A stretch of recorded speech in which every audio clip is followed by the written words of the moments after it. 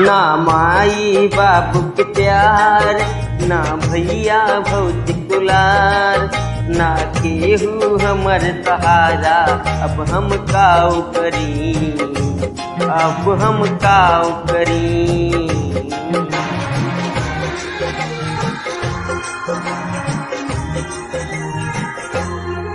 ना माई बाबू के प्यार, ना भैया भौजी दुलार, ना केहू हमर सहारा।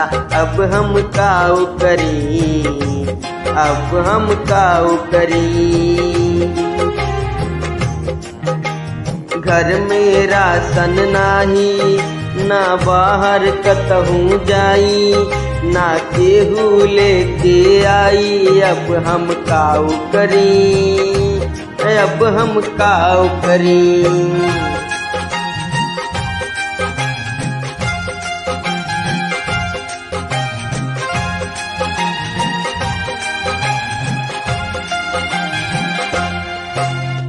बाहर जाना सख्त मना है, घूमना फिरना सख्त मना है। बाहर जाना सख्त मना है, घूमना फिरना सख्त मना है। लगा है लॉकडाउन, अब हम काऊ करी, अब हम काऊ करी। हो अब हम काऊ करी, अब हम काऊ करी। बाहर जाना सबको मना है, किसी से मिलना सबको मना है। आकाश हमसे बोलाना, सूरज बतिया खोलाना। लक्ष्मण के नाही कौनो बाठी काना। अब हम काऊ करी, ओ अब हम काऊ करी।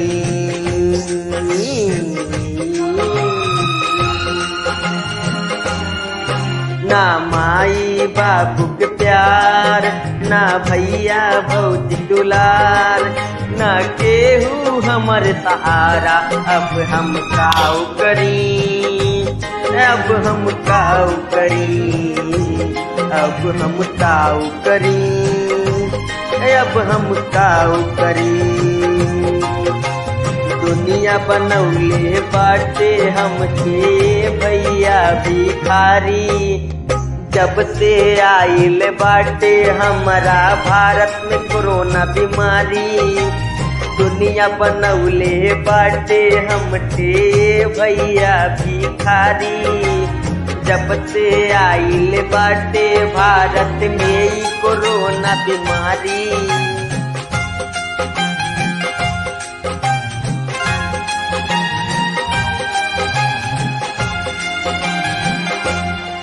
तेरा तेरे बारे में अब कुछ ना कह सकी हम, कैसे खाई